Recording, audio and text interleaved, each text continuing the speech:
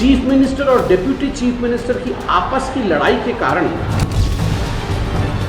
stampede has taken place. Nobody has expected so much of crowd will come. ये सरकार को देखना चाहिए. मैं उन तमाम पीड़ित परिवारों के साथ हूँ.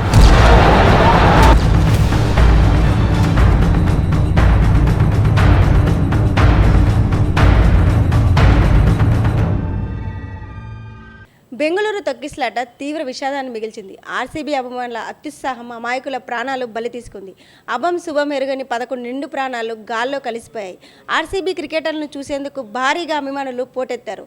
ఊహించిన దానికంటే ఎక్కువగా జనం తరలి వచ్చారు. వారిని కంట్రోల్ చేయడం పోలీసుల వల్ల కాలేదు. చివరికి నిండు ప్రాణాలు గాల్లో కలిశాయి.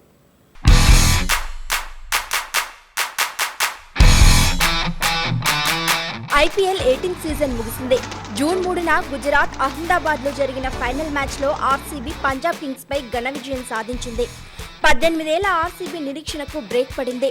ఐపీఎల్ ట్రోఫీ అందుకోవాలన్న కల నెరవేరింది. దీంతో ఆ టీం అంతా స్టేడియంలోనే ఓ రకమైన భావోద్వేగానికి గురైంది. అయితే 18 ఏళ్ల కల నెరవేరిన వేళ ఈసాల కప్పు నమ్మదు అంటూ కన్నడ అభిమానులు చేసిన హడావిడి అంతా ఇంతా కాదు. సోషల్ మీడియాలో ఎక్కడ చూసినా ఆర్సీబీ ఫ్యాన్స్ సందడే కనిపించింది. రాత్రంతా పండుగ చేసుకున్నారు. కేక్స్ కట్ చేస్తూ బాణసంచా కాల్చుతూ సెలబ్రేషన్స్ లో మునిగి తేలిపోయారు.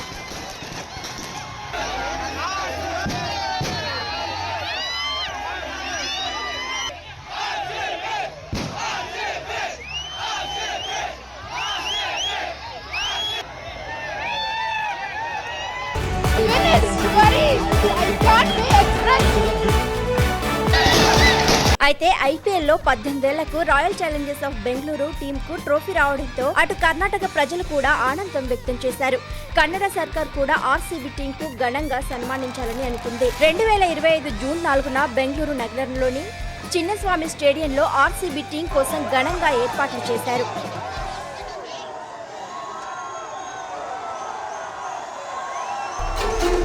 ఈ స్టేడియం వద్ద జరిగిన తొక్కిసలాట ఘటన భారతదేశంలో క్రికెట్ అభిమానుల్లో అనుకోని విషాదాన్ని తీసుకొచ్చింది. రాయల్ ఛాలెంజర్స్ బెంగళూరు ఐపీఎల్ 2025 విజయం సందర్భంగా నిర్వహించాల్సిన పరేడ్ ముందు అభిమానులు భారీగా చేరుకోవడంతో తొక్కిసలాట జరిగింది. దీంతో 11 మంది చనిపోయారు. మరో 47 మంది గాయపడ్డారు. ఈ ఘటన యావత్ క్రీడలోకాన్ని తీవ్ర దిగ్భ్రాంతికి గురిచేసింది. ఈ ఘటనలో ఎక్కువ మంది చనిపోయింది యువతే. చనిపోయిన వారంతా 40 ఏళ్ల లోపు వారే కావడం గమనార్హం. వీరిలో 13 ఏళ్ల బాలిక కూడా ఉండటం అందరి మనసుల్ని కలిచివేసింది.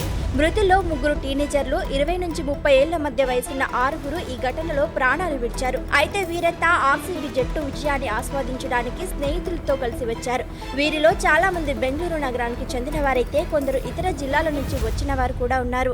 సినిమా రిలీజులు, ఆధ్యాత్మిక కార్యక్రమాలు, విజయోత్సవ ర్యాలీలు, ఇలా ఈవెంట్ ఏదైనా సరే ఏమాత్రం జనం భారీగా వచ్చినా తొక్కిసలాట్లు జరుగుతున్నాయి. అమాయకుల ప్రాణాలు పోతున్నాయి. మరి ఇలాంటి ఘటనలకు కారణం ఎవరు? పర్యవేక్షణ లేని ప్రభుత్వాలదా? పిచ్చితనంతో పరుగులు పెట్టిన ప్రజలదా?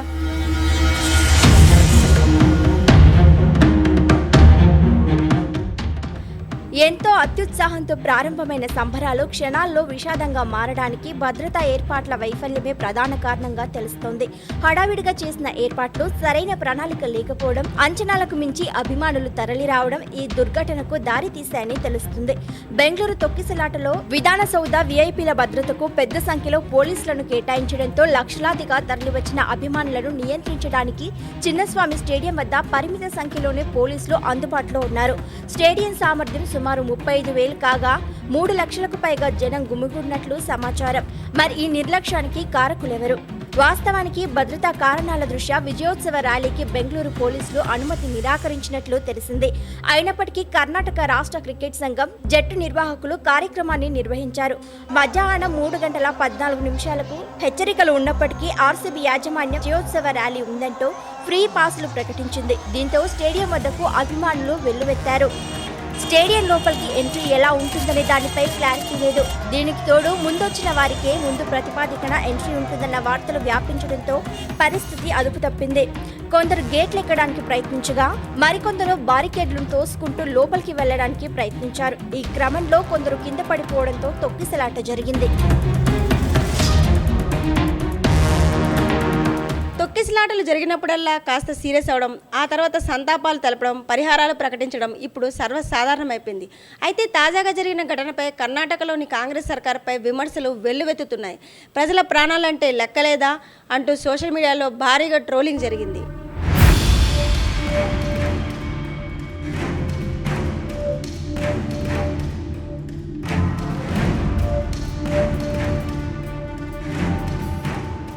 బెంగళూరులో జరిగిన తొక్కిసలాట ఘటనకు సంబంధించి భద్రతా ఏర్పాట్లపై తీవ్ర విమర్శలు వెల్లువెత్తాయి.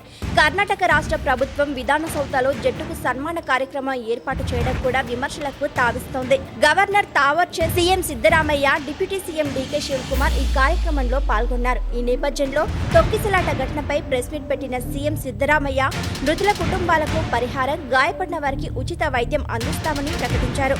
అయితే సీఎం సిద్ధరామయ్య మాట్లాడుతూ ఇలాంటి ఘటనలు ఎన్నో చోట్ల జరిగాయి, వాటితో పోల్చి దీన్ని సమర్థించుకోలేనన్నారు. అంతటితో ఆగకుండా ఆయన ఇటీవల ప్రయాగరాజ్లో జరిగిన మహా కుంభమేళా గురించి కూడా ప్రస్తావించారు. కుంభమేళాలో 50 నుంచి 60 మంది వరకు చనిపోయారన్నారు. కానీ తాను విమర్శించలేదన్నారు. కాంగ్రెస్ విమర్శిస్తే అది వేరే విషయం, తాను గాని కర్ణాటక ప్రభుత్వం గాని విమర్శించామా అని సిద్ధరామయ్య ప్రెస్ మీట్లో ప్రశ్నించడం హాట్ టాపిక్ గా మారింది. కర్ణాటక సీఎం చేసిన వ్యాఖ్యలపై బీజేపీ సీనియర్ నేత ప్రహ్లాద్ జోషి తీవ్రంగా స్పందించారు. మహాకుంభమేళాతో దీన్ని పోల్చడం సరికాదన్నారు. పోలీసులు అనుమతి నిరాకరించినప్పుడు మీరు వారిని ఎందుకు బలవంతం చేశారు? మరణాల తర్వాత కూడా మీరు సంబరాలు కొనసాగించారా? ఉప ముఖ్యమంత్రి వారిని ఆహ్వానించడానికి ఎందుకు వెళ్లారు అంటూ ప్రశ్నలు సంధించారు. సెల్ఫీలతో బిజీగా ఉన్నారు, సామాన్యులకు ఏమైందో ఎవరు పట్టించుకోలేదని జోషి రాష్ట్ర ప్రభుత్వాన్ని నిలదీశారు. కుంభమేళా విషాద ఘటనను సున్నితంగా పరిష్కరించారని, అక్కడ ఎవరు సెల్ఫీలు తీసుకోలేదని అన్నారు. ఈ ఘటనపై న్యాయ విచారణ జరిపించాలని, ప్రభుత్వం సమాధానం చెప్పాలని ఆయన డిమాండ్ చేశారు.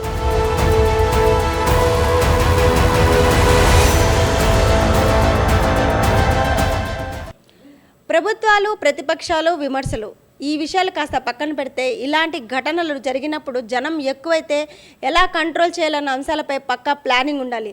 సమర్థవంతమైన ప్రణాళికలు రూపొందించాలి. పోలీసులు కట్టుదిట్టమైన చర్యలు, సీసీటీవీ పర్యవేక్షణ వంటి భద్రతా చర్యలు తీసుకోవాలి. ప్రజలకు కూడా భద్రతా మార్గదర్శకాలు, సూచనలు అందించాలి. అలాంటప్పుడు ఇలాంటి ఘటనల్ని కంట్రోల్ చేయగలం, మళ్ళీ జరగకుండా కట్టడి చేయగలం. లేదంటే భారీ మూల్యం చెల్లించాల్సిందే. ఇది ఇవాళ టాపిక్. మీకు మరేదైనా టాపిక్ గురించి సమగ్ర సమాచారం కావాలంటే కామెంట్ సెక్షన్లో కామెంట్ చేయండి. ఆ టాపిక్పై A to Z వివరాలు అందించే ప్రయత్నం మేము చేస్తాం. ఈ వీడియో మీకు నచ్చినట్లయితే లైక్ చేయండి, షేర్ చేయండి. మరిన్ని ట్రెండింగ్ వీడియోల కోసం News18 తెలుగు యూట్యూబ్ ఛానల్ని సబ్స్క్రైబ్ చేసుకోండి.